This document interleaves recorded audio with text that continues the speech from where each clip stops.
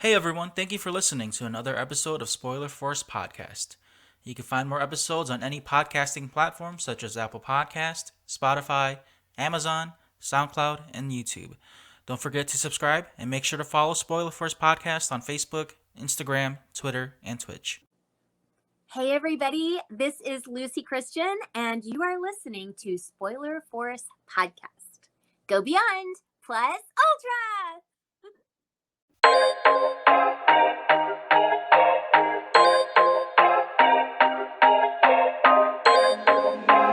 This is a FlowGasm Beats production.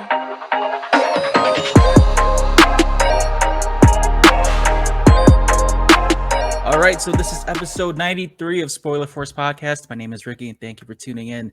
This week's guest is someone I am so happy to have, my very first My Hero Academia voice actress on the podcast here. But not only that, she's had roles in One Piece, Parasite the Maxim, Full Metal Alchemist, 20 years of experience, which is amazing to see someone who is still working in this acting industry like this. So let me introduce my guest here, Powerhouse Luci Christian. Thank you so much for being on the podcast. Thank you! That is the nicest introduction. Hey! I made sure to kind of not study everything, but just to kind of pinpoint the stuff that really stood out. I mean, I gotta say this: One Piece is one of the longest running anime and manga right now. Yeah. So I know you'll have that job for quite a while as Nami. It should go on for just a little while. I mean, I remember them saying, so this is going to be a long job. You know, everybody wanted to be in it because it's got a gazillion episodes. And I remember thinking, I mean, yeah, because how long can it be? And it's been, I don't know, what, 11 years, 12 years, and we're not done. We're not close to being done. Yeah, I think the last time I heard anything was that, because I'm not too big on One Piece, but then I know that it is one of the big animes out there. And I heard the last thing I heard was like the writer saying that he was only just about a little over halfway. So I don't even like over 1,000 manga chapters, and I was like, that's only halfway. That's, oh my god, I don't even know what to expect from that, because right now, like, Luffy and the gang, they just keep going into different islands and different routes, and then there's so many side movies now too. So Yep. like there's just so much content with that lore, and Yeah. each character, I mean, they're practically historic. And One Piece being up there with like the likes of Naruto and Bleach, Yeah. Dragon Ball Z, like it's still one of those, I guess you could call it old school now versus what's coming out today, but it's still there at the top. Yeah, I think so. And it's kind of cool, I think, for those shows that have so many episodes, it's kind of neat that you get to see the evolution of like the art over time and everything. I mean, One Piece, and especially like the movies and stuff, look so different than, episodes 1 through 100. Yeah, I know so many. Oh, I'm sorry. No, it's okay. I mean, I Yeah. remember when we were dubbing Gold, I think. We were just like, ooh, it's so pretty. Look at the pretty animation. It looks so good. And it's just really cool. I mean, aside from getting to follow characters through so many arcs and so much growth, which is very rare. The show itself has just come such a long way in so many ways. I don't know if any of us expected that it would sort of happen like it has, like lasted this long. Crazy. Yeah, you brought up the whole animation part. Like, I have friends who are really into One Piece, and when you hear like newer, I guess newbie anime watchers watch One Piece and try to start off with that, since it's one of the classics, they're like, "Oh my god, the animation's so bad," for like the first, like you said, the first couple hundred episodes, until it gets more modern with the animation. And it's, I gotta say, it's like, it's like kind of like going back and watching like Dragon Ball, or so, Yeah. like old school Dragon Ball versus where it's at now. So you just gotta kind of ride through those waves, I guess you could say, and then just get to where they're at. Yeah. But besides One Piece, though, and your work with My Hero Academia, which we will be talking about later on, is by far not just one of my favorites, but overall, just the both English and sub of My Hero Academia. I do want to let fans know, like, when I first watched My Hero, I started at season 3. That's when I finally gave that a chance. And my cousin just kept telling me, you should watch this. It's so good. It's different from all the Marvel DC stuff, because at that time, that's where Yeah. Marvel was peaking with their Yeah. movies. And so, with that superhero genre, it just didn't seem so appealing to me until I gave it a chance. And now, especially with today too, like everything's just kind of coming full circle for me. I'm reading the manga for My Hero Academia, and I don't want to spoil anything, even though it's Spoiler Force podcast. It's so good, and It is you know, good. seeing the growth of Ochako from the beginning of the series till now, even to where they're at in the manga, I absolutely adore her character, and you bring her such justice, especially in the second movie where her and Sero work together to fight Nine. And I just love everything about My Hero. I'm such a big old nerd about it, like kind of like Izuku a little bit, just a big old nerd about it. I love it so much.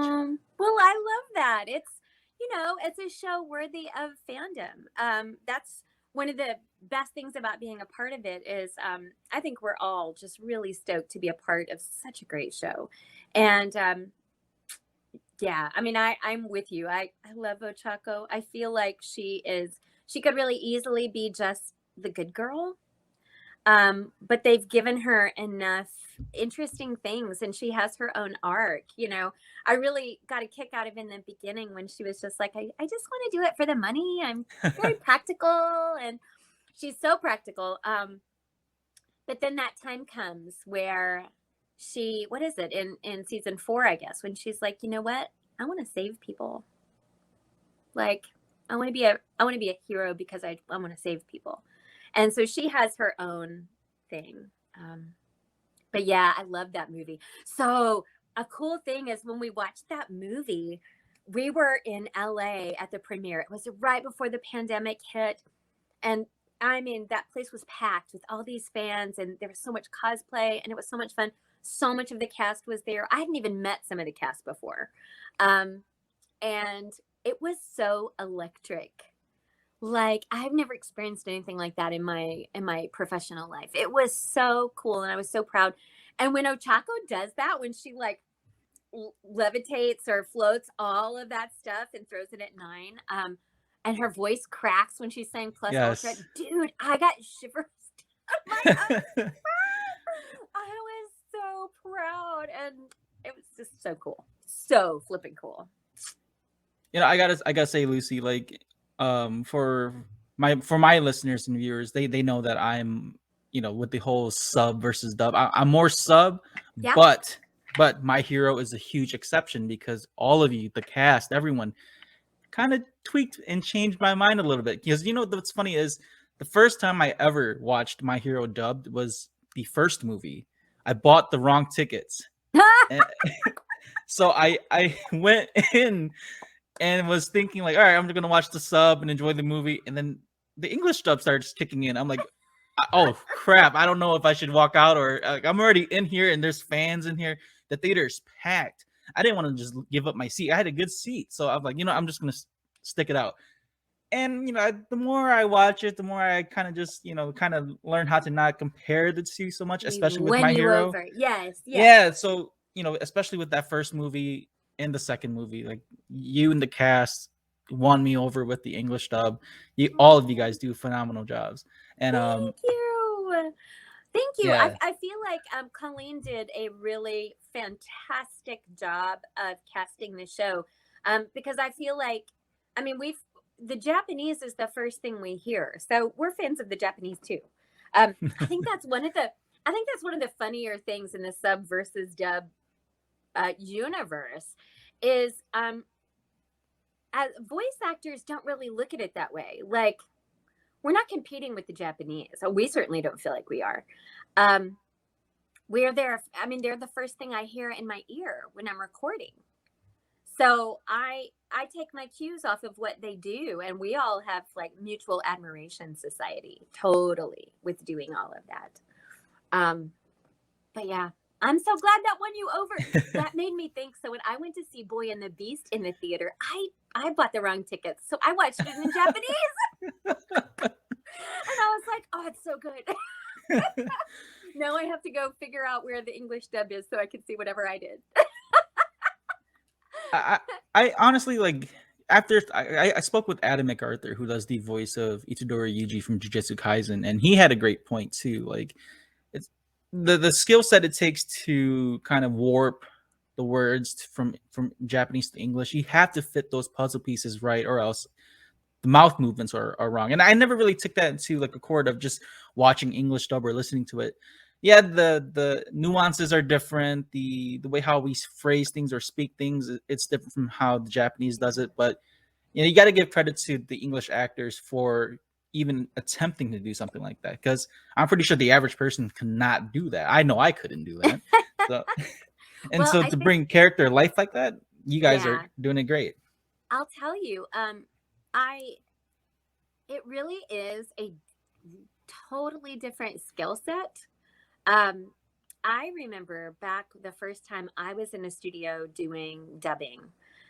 Straight up, I thought I was horrible, and I probably was. It was so weird trying to figure out, do I look at the script? Do I look at the animation? Do I look at the flap? I didn't know what to do. It's very, very weird trying to match the flaps. So especially for new people, I'm always like, there's such a learning curve with it that requires some bravery. You're not going to learn how to do it unless you just do it and sort of risk looking a fool and messing up a lot. But that's how you learn to dub. I mean, you have like 20 years of experience of this art form and this skill. I do. Now, for the listeners who don't, or viewers who don't know as well, can you kind of take it back a little bit and just kind of briefly talk about how you got into animation or voice dubbing and voice work? Yeah, so I was just a theater kid. I was a theater nerd, and I had gotten my master's degree from LSU in Baton Rouge, and I moved to Houston to make enough money to go to New York. And that was my whole plan. But I didn't know anybody in New York, and I didn't have any money. So I came to Houston to live with family and save money and go to New York. And while I was here, I got hooked up with my agent, who I'm still with, and almost immediately started booking voiceover work, like commercial work and stuff. And loved that. I had not really considered that I would do a lot of voice work. But I loved it. It was fun to do, and you didn't have to get dressed up to do it, and I liked it. So there's a place in town. It was called ADV Films, and I got an opportunity to go audition for anime. And I will be straight up with you. I was like, what are we doing? What is anime? What are we doing? And looked around online a little bit, and I was like, oh, okay. So I went and I auditioned. I ended up getting like Girl on the Beach with a beach ball in Neo-Ranga. And I came home and I said, well, I'm terrible at that. They're never going to have me back. I was awful. And wrote it off. And then a couple of weeks later, that same director, he was new to ADV Films. He was directing a show called Full Metal Panic. And I got an audition. I was called to come in and audition, which I thought was just miraculous, given that I didn't know what I was doing. And then I booked the lead, and I was really freaked out. I was just like, I don't even know what we're doing. What is it? And now I'm the lead? Oh, so I went online again. Like, it's probably dial-up. It was so long ago. And I was like, what is anime? And tell me about this and what is going on. And I went to Anime News Network. I found all of these fan boards and was promptly terrified that they were going to review the show and know that I didn't know what I was doing. But truth be told, that show started everything. I happened to hit ADV Films at just the right time. They were really expanding. I have a voice that is very well suited to anime. I did not know that. But I started, so that's what happens is you get in and they go, hey, I'm working with this girl. You should give her a try. And it's sort of word of mouth among the directors. I started working a whole lot at ADV. And then I started going to conventions. Like Greg and Monica would sort of take me under their wing and show me the ropes and how everything worked.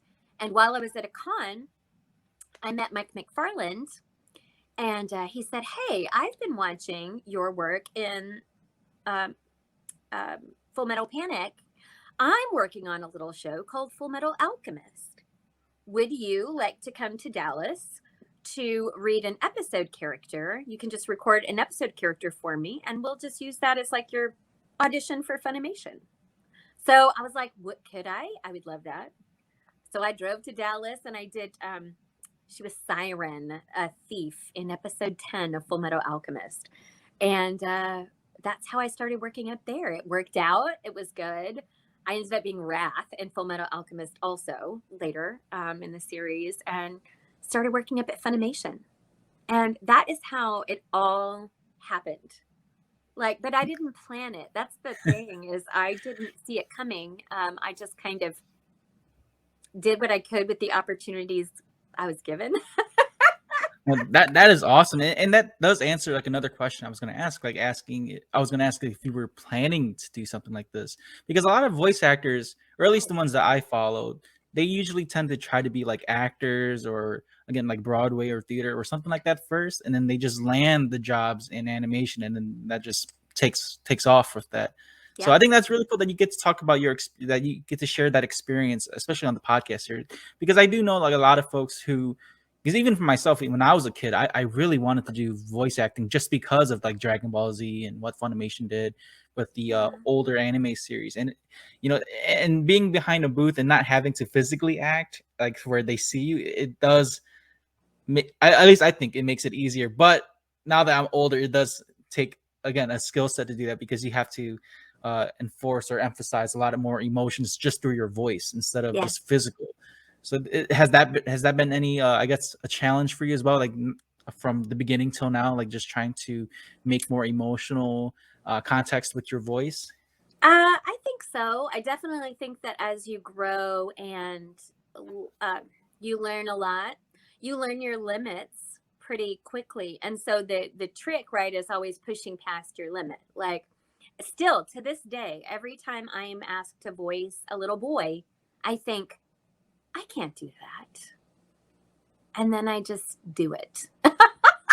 Like, I just do it. I don't know. But in my head, that is a limiting thing. In my head, I don't play many villains. So something like getting to do Medusa in Soul Eater was a really big deal for me. She was wonderful. So you're always kind of trying to figure out how to make things sound fresh and sound natural.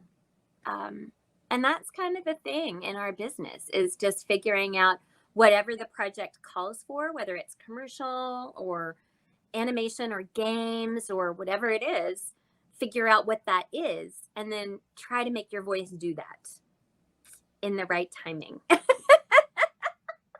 What are your thoughts on I guess especially in anime when they have to fight or do like sequences of screaming and shouting and yelling? I think there was one, I believe it was Sean Schemmel, where he passed out in the booth playing Goku at one point. Not saying has that happened to you, but how do you, I guess when you were first doing that, how was that like? So it's intense. It is intense. And it really depends on what you're doing. Like, there was probably one of the hardest sessions I ever did was back in the day. When I used to go up to Dallas, I would record all day. I would start at 10 in the morning and I would record until 10 at night for different people. But I remember I was doing, we were doing Full Metal Alchemist, the movie, one of the movies. Anyway, and Wrath sacrifices himself, and it is an amazing scene, but it is very gory. And I was at the end of the night, and I just felt pieces of my throat, like, it was so shredded. It was so gross and shredded, and I felt gross. But it can definitely be something. The closest I come to passing out is scenes that have a lot of running. If it has a lot of run, because you find yourself going, right? And you do that enough for like a minute, and then they call stop, and you're like, ooh, wait. Ooh. But yeah, it's definitely something. You get used to it. But it's a vocally taxing thing. Don't let anybody tell you different. It really is.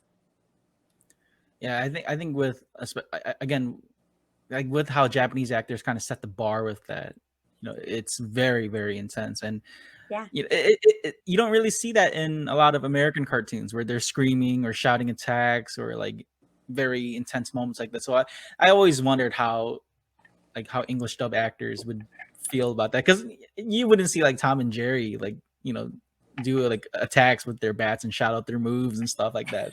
You know? Right. Right.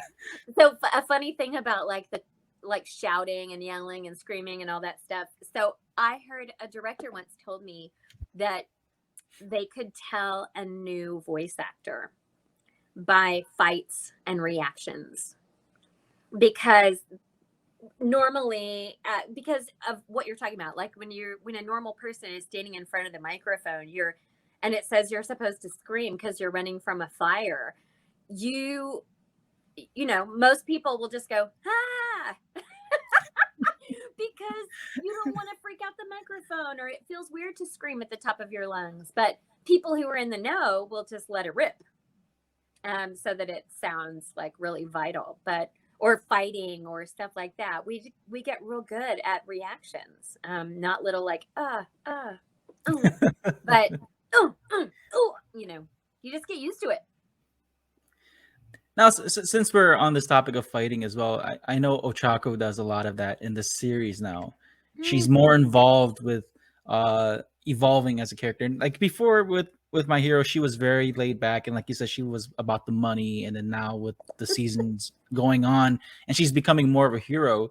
Are there, I guess, were there any moments in My Hero of Ochako that you felt like you could really relate to with her character? Oh, I always loved her fight with Bakugo. I loved that. I feel that moment so hard when she's like, I'm almost there. I'm almost there. And I mean, ultimately, from the get-go, he was the more powerful person. And was probably going to win no matter what. But she put up a good fight, but she's not there yet, right? She just couldn't quite do it. So that is probably my favorite fight that she does. Although I'll tell you again, when I was watching the movie and she floated all that stuff and threw it at 9, I did not realize she was that strong yet. And I was so impressed with her. I was so proud of her for doing it. But yeah. Yeah, her battle with Bakugo was probably the turning point of like why I liked her character, because like you said, they could have essentially just written her to be the typical female protagonist, or like the typical character, but what Horikoshi does, the writer with My Hero Academia, is like he makes every character essentially a main character. Yeah. And that's what I always found funny, was because Yeah. the story is focused on Midoriya, but I always felt like Ochako, or even Bakugo or Ida, or any of the Todoroki, classmates, or yeah, they all have potential to be main characters themselves. Yeah. And so I always that's why I always like My Hero, is because everyone has their moment to shine. And again, with Ochako's growth, like just reading the manga too, and just seeing how far she's come, I really do enjoy how more brave she is now versus before.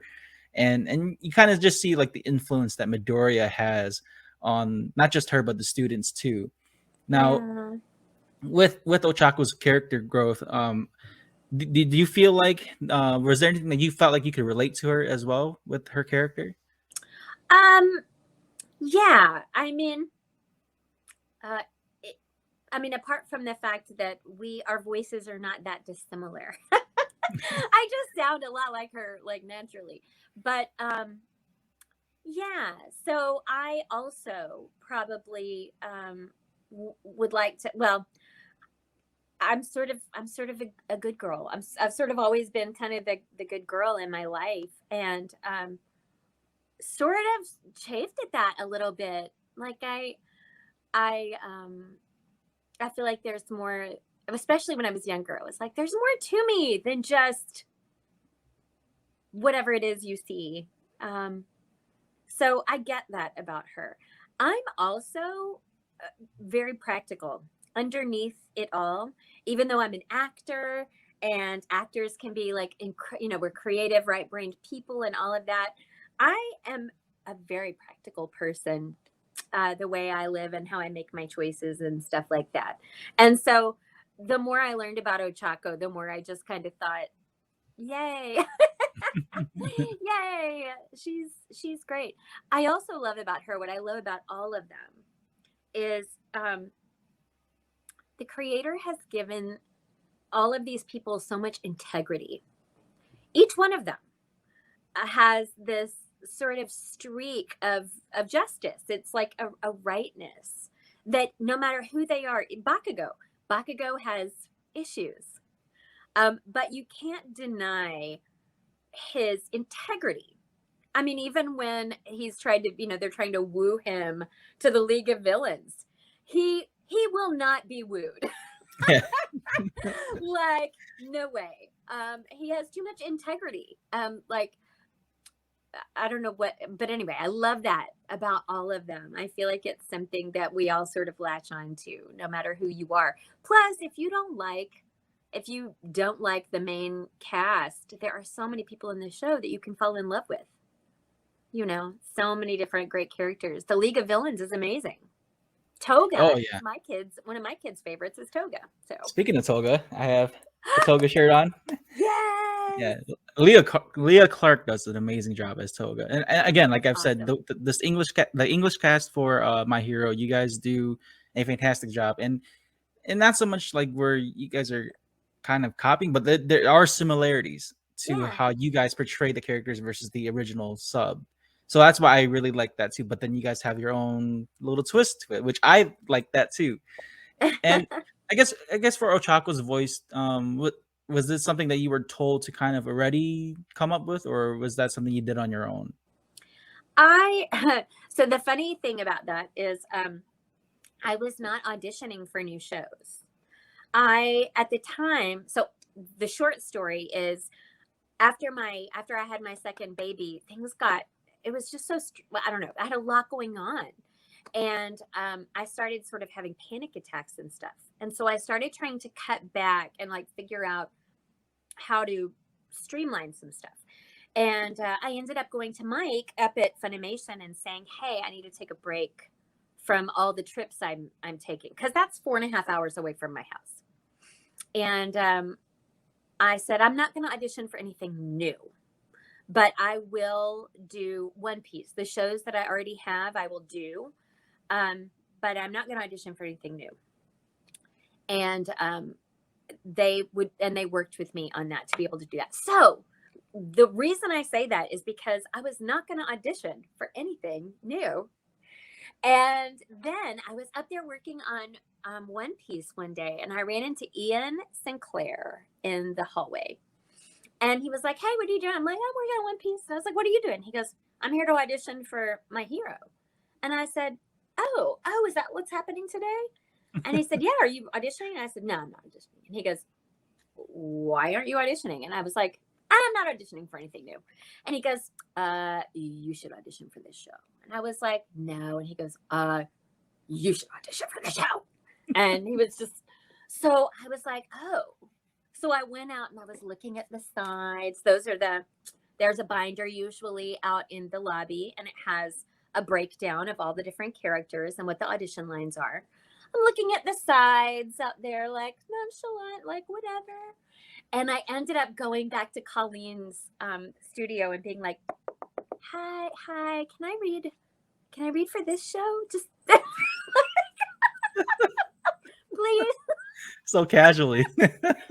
And she was like, would you read for this show? That would be awesome. So I went in, or I stayed that day and read for her. And I think I read Froppy. I read Mineta. I'm sure I read somebody else. And then I read Ochako. And I had a feeling, the way she was kind of talking to me, that she was looking at me for Ochako. And all I remember is what I do, directors give me adjectives, and that's what helps me the most. So Colleen was like, so she's adorable and peppy and very optimistic and positive, and just very earnest, you know. And I was like, okay, those are good things for me to work from. And then we watched the scene. I think it was at the beginning when she sort of saves Deku from falling. I'm pretty sure that might have been the audition scene. Anyway, and so I read that, and I think I read it once, like just once. And Colleen was like, okay, thank you. So I was like, this. Yeah, it worked out. It worked out. I'm so glad I'm in the show. I feel so lucky. Oh, that is an awesome experience. Did you have any idea that the show was going to be as big as it was? I did not. So I heard that it was going to be, they thought it was going to be popular, but I've been in this industry for a long time and I've never had a show do this. So I wasn't in Dragon Ball. Now I've been in Dragon Ball. I have a little character in Dragon Ball, but I've never been a part of a show like that. So I didn't know what that even looked like. And I think it wasn't until, I feel like the second season was already out, until it really went. And I started going to conventions and seeing people lined up and seeing all of the cosplay and all of the different heroes. And I was like, oh, this is what it is. This is what this means. Yeah, conventions are huge when it comes to, especially for anime, mainstream anime. Yeah. I went to Cincinnati Comic-Con in 2019. I had the opportunity to meet, or I didn't get to meet him, but I regret it. Clifford Chapman was there. Yes. And so there was a huge line of Izuku cosplayers, and I spoke about this in one of my earlier episodes of my experience, and they were marching down, had signs, and were like, Midoriya, Izuku. They were just chanting something, and then out of nowhere, Clifford just like, "Shut up, you stupid nerds!" in the Bakugo voice, and I was like, and that's when it clicked for me. I'm like, oh my god, Bakugo's here. And Yeah. so like, I regret not meeting him. Like I till this day, I really wish I should have just spent the money just to go meet him, because he's great. Yeah, and now with how the arcs are going, with especially with Bakugo, I'm a huge Bakugo fan now. Yeah. And I love his development, his redemption. I fully understand his character now, and a lot of folks don't give him that. They tend to give Bakugo a lot of hate because he bullied Midoriya, but then especially in the manga later on, his growth as a character is just so realistic, and that's why I love it so much. Yeah, he's great. I think I love Bakugo. I think he's a great character. And again, he's a fantastic hero. Like, he's wonderful. He's so naturally powerful. That it's almost totally understandable that he would also have an ego. Yeah. This huge ego to sort of deal with this super powerful quirk that he has. And I think people tend to forget that these characters are still teenagers. They're not young adults. Yes, so, they are kids. Yeah, so being like, imagine being 16 or so and having that kind of power in your hands. I mean, your ego is going to be huge, and you're going to not care about what people say. Yeah. But what were your thoughts, though, in the second movie when he gets the opportunity to wield One for All? What was your thoughts on that? So that was so heightened just because we were surrounded by fans. I mean, it was our little band of voice actors in the front center of the theater, and then the whole place was packed with fans. And I didn't know what was going to happen because I had not seen that part. I had only watched my own parts that I recorded. So I was like everybody else. I was just like, what's happening? No. Like, we're all like, no. What does it mean? Like, oh God, what? But yes, so I loved it. I loved that whole movie. And I'm just never going to forget seeing it that way, with everybody around me experiencing the same thing, like loving it just as much. Like, I'm getting just chills hearing your experience. It's like my experience watching in that movie, again, it was just before COVID. So Yeah. I didn't have the opportunity to be in a huge theater or at least have a huge audience with me. But a plus side to that was that I shed a few tears watching that movie. So I was glad I was like in the theater by myself. So I'm like, yes, no one got to see me shed tears. But how powerful that scene was when Bakugo just lets go of his ego and reaches out to Midoriya, and then when the music plays and just it's like a sad moment, but at the same time, like you see them fighting for like they're just doing a one last Hail Mary type thing, and it was just Yeah. crazy. And so my next question for you, though, Lucy, is if Ochako had the ability to have that one opportunity with or wield one for all, what do you think would happen? Like, how do you think her powers would be like? Whoa. That is wild to think about. I feel like her first thought process would be this determination to wield it wisely. I think she would be very cautious.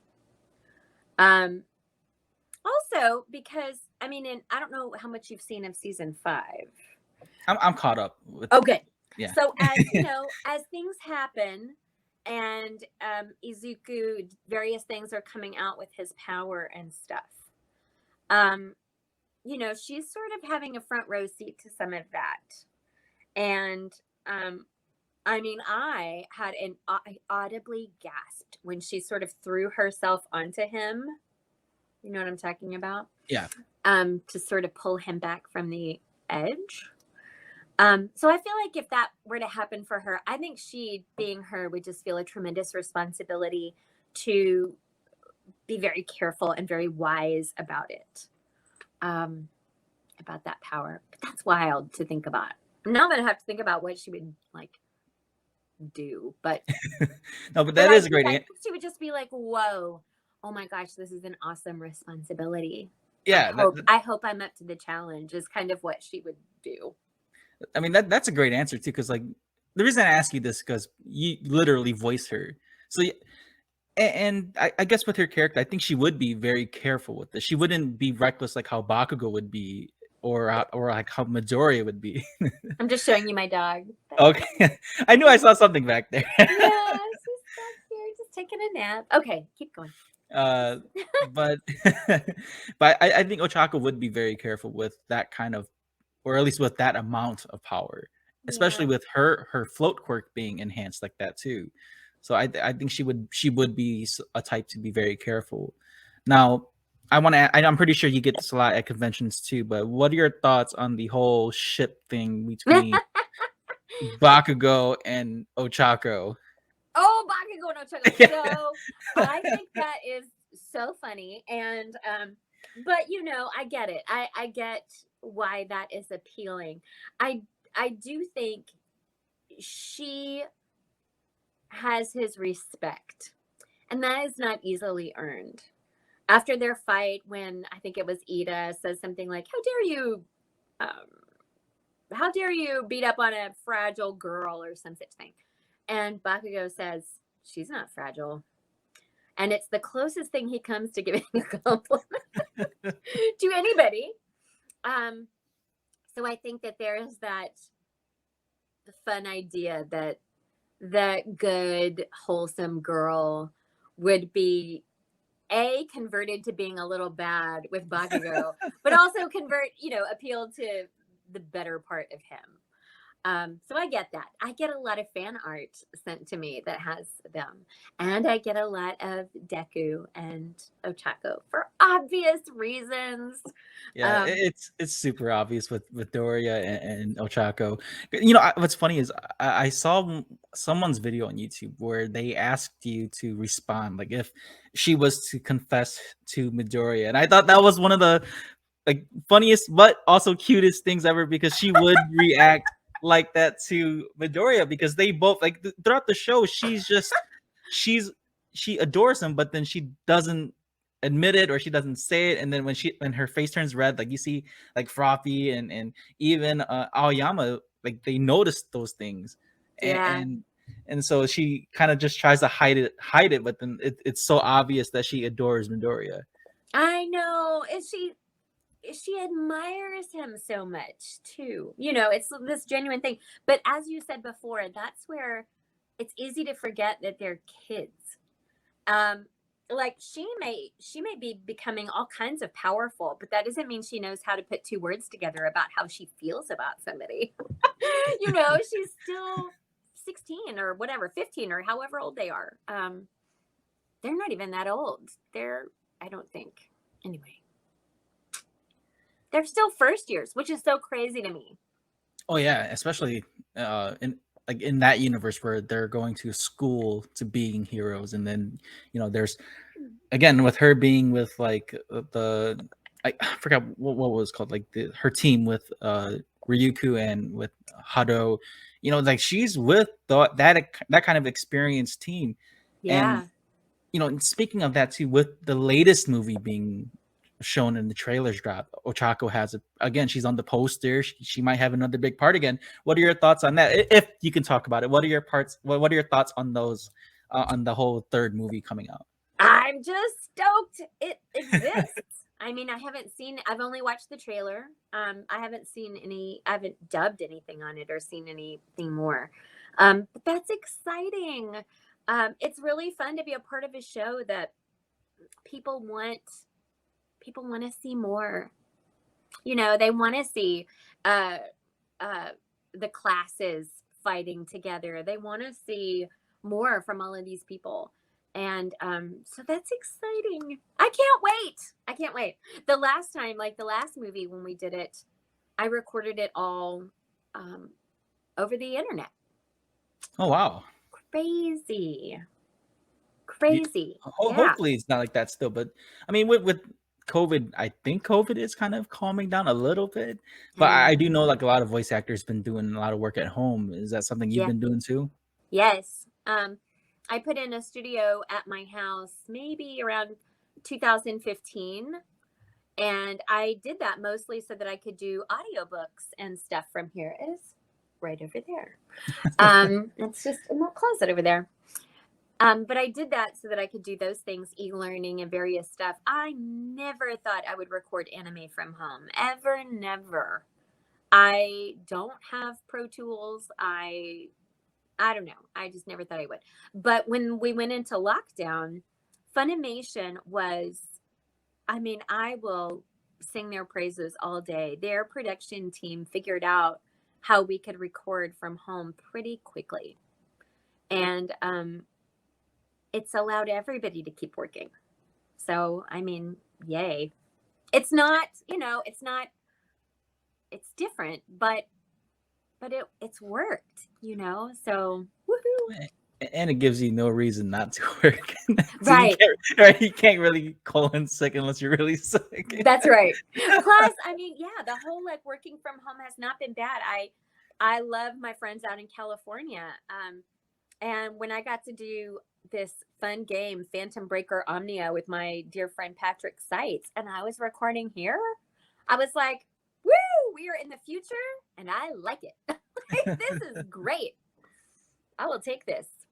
So that's a positive that came out of the pandemic, getting to work with people that maybe you wouldn't, because you think, oh, Source Connect is such a pain and blah, blah, blah. Well, when that's all you have, guess what?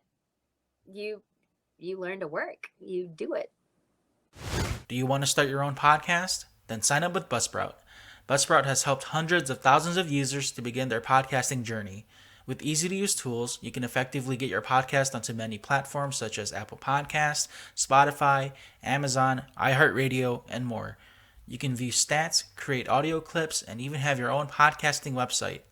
Buzzsprout also offers ideas, tips, tricks, and tutorials to help you improve your podcast. Follow the link below, and once you sign up, you'll get a $20 Amazon gift card. This will let Buzzsprout know that I sent you and also support Spoiler Force Podcast. Happy podcasting. Want a simpler way to record both video and audio podcasts? Then sign up with StreamYard. StreamYard is the perfect program to create podcasts, host live streams, and even do video calls. There are many tools to help you create and design your own personal studio. You can screen share, read live comments, and stream to multiple destinations such as Facebook, YouTube, and Twitch. You can also download your video and audio recordings after each session. Follow the link in the description, and once you sign up with the basic or pro plan, you'll earn a $10 credit to use for StreamYard. If you're into anime, manga, or anything that's from Japan, Otaku Detroit is the place for you. Located at 513 West, 11 Mile Road in Madison Heights, Michigan, you can find a variety of manga books, anime figures, collectibles, posters, snacks, and even authentic items from Japan. Stop on by to see store owner Matt and let him know Spoiler Force sent you. I guess with conventions coming back as well, especially this like later on in this year, have you been invited out to any conventions already? I have. And in fact, I hope Delta I hope we all like be cool, everybody. Wear your mask, get your shots. Because yes, I'm supposed to be at MegaCon Orlando in August, and the con in Kansas City in August. And I think I'm going to SAC Anime, and I have like a few. There's a My Hero Con, Emerald City Comic Con. I'm missing one or two in there. Anyway, but I mean, it's like intense. It's coming back with force. Oh yeah, because I've seen like a lot of it on Instagram, and it's just like con here, con here, con here, and not just you, but like all the other voice actors I follow, and everyone's being booked now, and it's like I can see why they want to rush this stuff back, because of course fans want to come back to these kind of conventions and feel some sort of normalcy again. Yeah. But do you miss the convention space at all? Do you miss any of that, like just meeting fans and Oh gosh, doing yeah, panels and stuff? yeah, yeah. It was sad to. I mean, none of us have ever experienced anything like that, right? To watch your whole calendar just slide into the trash can last year. And we all experienced that. So that they're popping back up on my calendar is awesome. So cons, I mean, it can be tiring. You go and you spend all of your energy, and then you come home, and I come home to be a mom and to work and to, have a family. But there's nothing like it. There's just nothing like cons, and you've been to them. It's not about us. It is the energy created by a bunch of people coming together who love fun stuff and want to be creative and want to dress up and want to have a good time, and it's just a wonderful atmosphere. Meeting people and having people talk about how the shows affect them is so gratifying. It makes me feel so lucky to be a part of this industry. Because it can be a very isolating experience. I mean, I started doing anime, like you said, back in the day when we did shows, and I had no idea who was ever going to watch it, and if I would ever meet anybody who watched it. I did not get into this definitely because I knew there were conventions I was going to get to. In fact, back then, we didn't even make money going to conventions. They would invite you and they would pay for your airfare and your hotel, but you just went, to, and that was kind of a pleasant surprise after I started to know that even happened. But conventions are what showed me what it's all about. I did not know until I went to conventions, sort of what this community really is and how lucky I was to stumble into it. Yeah, anime especially, for at least for myself, because I've always growing up, I've always been like a closet anime nerd. So I never really shared with people, or like only a select few would know that I was really into that stuff. And then, especially growing up in like in high school, and during that time it wasn't as hot as it is now. Yeah. So I never really, I guess, just shared that part of myself. But then again, with shows like My Hero and with all the new stuff coming out and with these conventions, it really does bring out, like, I guess you're able to geek out at this stuff without being judged or without being critiqued on or made fun of. And then when you get to meet like the actors such as yourself, and you know, I hear stories, or even when I'm waiting in line and seeing the fans like truly geek out, and you can really feel their passion of like just knowing that the actor themselves changed whoever the viewers was like perspective or whatever their feelings was like. I forgot which convention I was at, but there was one kid who I think he met Justin Briner. I think this was at Macomb, not Macomb. This was at Motor City Comic Con. I forgot what year, but I was Uh-huh. there. And the kid dressed up as Izuku, and I was walking around, and I just overheard a little bit of it, and he told Justin like, you know, the way how you portray Midoriya, you know, helped me where I'm at right now. And like, who would have thought like just voice acting would affect Mhm. people so much like that? Yeah. Yeah. Yeah. It is very humbling when that happens to you and somebody's telling you that. It is very humbling. Have And you? Justin, I have to toot his horn. He is so good. Justin Briner is just an angel. I love him. I guess I guess I can gear this question towards you then, Lucy. Have you ever had any fans kind of reciprocate that towards you at all? Oh yeah. Yeah. What are shows that has happened on? There was a show I did a long time ago called Pre-Tier, and it's a great show. It's a magical girl show, and it's great. But for this one girl, it was a really pivotal show, and I was so taken aback by the impact it had on her, and that I got to be some part of that. Definitely shows like Clannad. Um, is a big one that people are like that show just like and I'm always like, I know that's the show that makes grown men weep like little babies. But yeah, it's always such a, I don't know, it's always so amazing. We've also had people like, it's always so surprising when people will be like, I was stationed somewhere, I was in Afghanistan or whatever, and we would all watch anime together, and it was just this thing that sort of connected us and gave us something fun to do, and it made a difference. And you just think, well, you know, just the power of storytelling and getting to be a part of it is so cool. So cool. Like I said, we're lucky. I'm lucky. I'm lucky. I get to do this. It's so fun. No, I do want to. I guess we're almost out of time here, so I do want to get some fan questions going here. Oh yes. So I have one. I to see. There's one question you already kind of brushed up on, but we'll kind of elaborate that in a little bit. But one question from Andrew. He says, "Do you have any input or say on the lines for your character, or have you done any improv? I guess for any of your characters." Yes. So I mean, most of the time, it really depends. The answer is it depends, and yes.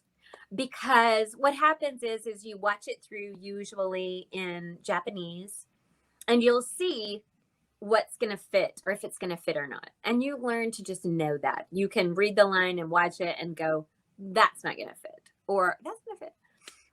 And then you give it your best go. Sometimes, because I've done this for a while, I will change it on the fly to where it fits, like add a word or fix some syntax or something so that it'll fit better.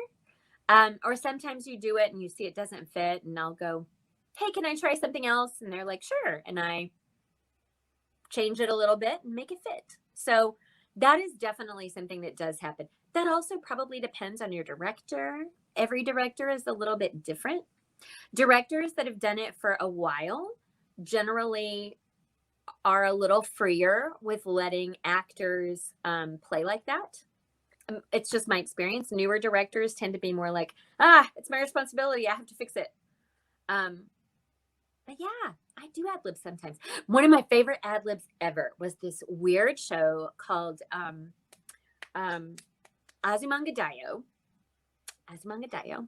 And I played this fabulous teacher. Yukari Tanizaki. Fabulous, meaning she's a horrible teacher, but she's so much fun and she's just bananas. She's a bananas character. And at one point they're drunk and the Korean barbecue plays because it's anime and awesome. And those flaps looked crazy. It didn't make sense. And she's drunk. And so the line that was written from the translation didn't make sense. So we went to the translation and it said, and that's why I'm the chicken was the line and it's not supposed to make sense. Anyway, so I just ad-libbed. I was like, let me just try it. Let me try it. And it's like, and that's why I'm the chicken. Like I just sort of watched the flaps and made this thing work and it doesn't make sense. And I don't even know. But every time I think about ad-libbing, I think about the joy I felt when my chicken noises magically fit like a glove. And we didn't even know. We were like, okay, moving on. It fits. But yeah, so that's my long-winded answer. Yes, sometimes you do. Sometimes you do ad-lib.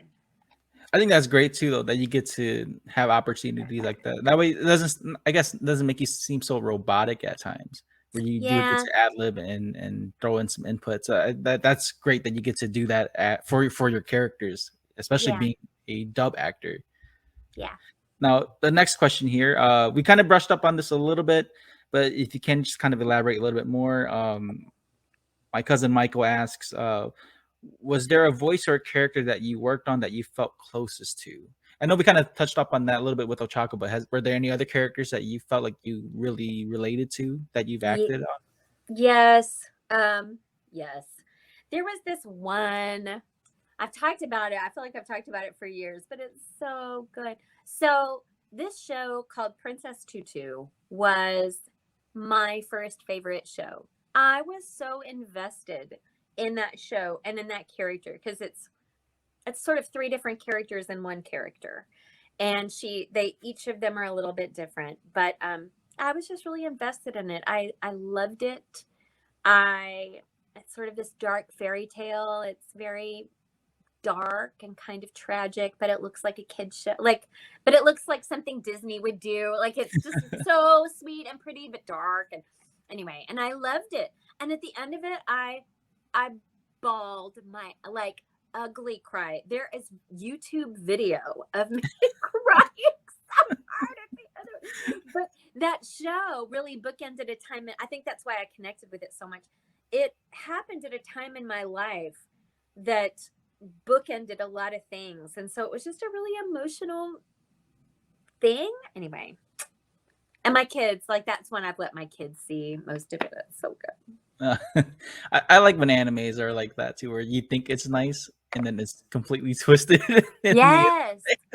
Yes. You're like, what? Oh, this is dark. Oh, why? Oh, yeah. And then the third and last question here is from Julian Hester. I believe you were on his podcast, What's in My Head podcast. Yes, I was. Yes, yeah, I was. I've become acquainted with him. So I actually, because of him, that's why I was able to reach out to you. So shout out to Julian. That's so nice. Yeah. So shout out to What's in My Head podcast. He asks, if you could voice any other character in My Hero Academia besides Ochako, who would it be? If I could voice any other character besides Ochako, Toga is so tempting. I do love Toga. But I'll tell you, for pure comic relief and for the challenge, I would try to voice Mineta. Because I think lisps are hard. I think Brina is brilliant. I don't think I could do better than her, but I would like to try. Because that would be a challenge for me. I feel like I don't do lisps well, and she's just so good at it. And he's so pervy and lechy. But I love him in the show for that. Everybody is so good, right? Everybody is so justice oriented and has so much integrity and is so focused. And then there's Mineta, and he is this relief in the show, and he's necessary. And I mean, he sort of exemplifies why I love the show. The message is you belong. It does not matter what it is or who you are or what your quirk is. There is a place for you. You are valuable and you're valued. Even that guy, right? Trying to constantly look up the girls' skirts and being lechy. Even that guy is a hero, and I love that. One of my cousins told me that he likes Mineta because not just that, but at the end of the day, he does have hero qualities. Yes. And that's what makes him such a great character too, because he does, like you said, he brings the relief in, and he's as a student, he is the complete opposite. But as he still has hero tendencies and qualities, which makes him great. And like you said, Brina does a great job. The first, you know what's funny is the first time when I talked about like hearing it dubbed the first time, and I heard his lisp, I cracked up so hard. I'm like, they gave him a lisp. I was like, oh my god, I was cracking up in the theater so hard. It was so great. Right? It's brilliant. And I want to say that when she started working on that, she was really pregnant. So the idea of my dear, amazing, brilliant, talented, trained singer. I mean, Sabrina is so talented. To imagine her hugely pregnant voicing Mineta makes me giggle so much. I just love it. But I mean, I wouldn't trade Ochako in. I bought this for the premiere in LA, and I have worn it most days during this pandemic. I don't know if you can see, it's a little infinity symbol. Okay. And I bought it for the premiere, and then because of that first stuff when they're at the school and they're doing all of the tests, and she throws the baseball and infinity symbol. It's in the hemisphere, man. It's floating forever. Anyway, I bought this as kind of a talisman, and then as we had the pandemic, it was just like, someday we'll be back. Someday. I have hope. I think that's great. And you know what's funny is the YouTube comments on that scene are so funny, because they're like one comment said, like, to this day that ball is still floating in the air. It's out there. It's out there at the space station. They're like, what is that? Well, Luci, thank you so much for being on my podcast. You are so welcome, Ricky. Thank you for having me. Yeah, this means so much to me, because, again, not just because having you on the podcast, but being able to geek out about My Hero Academia, and the show itself has brought so many new things, like perspectives in my life. And you were talking about bookends, and I do want to say, I think it was just perfect timing, because not to bring down the mood a little bit, but some good friends of mine, their otaku store got broken into earlier this week. And I did a GoFundMe, and within 24 hours we met the goal. It's not much, but the fact is, like, this community of otaku nerds and anime nerds came together, and it really did feel like a My Hero moment. So one of the comments from the donors said, we have to be heroes during this villainous time, go beyond plus ultra. And that really just hit me here, and I was getting a little emotional. I was like, oh my god, like, and today getting to talk to you, it just really felt like it went full circle. And again, thank you so much for just being a part of this episode. And I believe that with My Hero, it does bring people together, and just like the students, there's room for everyone. There's room to accept everyone and to be with everyone. And so you get to be a part of that history, Luci. So thank you much for your work and for your time. And I cannot say it enough. And for anyone who's listening, continue to be a hero and go beyond plus ultra. And Luci, again, thank you so much. I cannot thank you enough. Thank you. Yeah. I hope I get to meet you in person someday. I hope so too. I hope I get to meet you at a con. But before we officially sign off, was there any, I guess, last words, or kind of share your social media with any viewers or listeners as well? Sure. Anybody who's watching, thank you so much for watching this. Thank you. I hope you're well and that you have what you need wherever you are. If you want to find me, I am Luci with an I loves Mike, M-I-C, like microphone. Or my husband's name is Michael, so it's kind of like, I'm Lucy Loves Mike on Twitter and Instagram, and that's mostly where I do stuff. Like I'm on Facebook, but that's the old people platform, right? That's for family and PTO stuff. Yeah, you got to keep up with the trends now. That's right. Well, you see, I'm parting my hair down the middle. I'm just trying to, hold on to my youth. Yeah, and I will have that information in the show notes and the description on YouTube and all that. So make sure to check out and follow Luci Christian on social media, and make sure to check out her website too, so you can see all her reels and credits and all that amazing stuff that she has out. Again, thank you so much, Luci, for doing this, and I hope you have a great day. Thank you, Ricky. Bye, everybody. All right, thank you guys so much.